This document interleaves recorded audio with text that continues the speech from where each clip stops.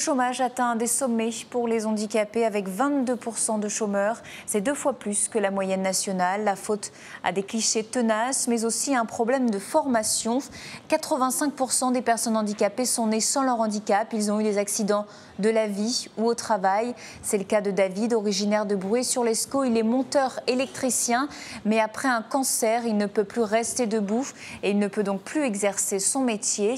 Pour l'aider à changer de voie, des structures existent donc dans la région comme ici à Valenciennes, le centre de préorientation Maginot. David vient lui ici tous les jours depuis une semaine. Toute une équipe travaille avec lui pour bâtir un autre projet professionnel, un soutien qui est devenu précieux pour David. On écoute son témoignage.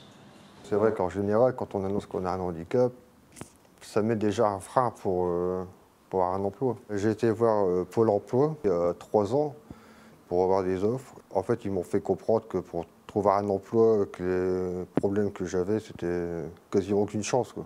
Alors, il y a encore une grosse période que je suis resté, on va dire, sans rien faire, quoi, malheureusement. Donc ici, au moins, ça va me permettre de savoir ce que je peux faire, que je ne peux pas faire comme travail.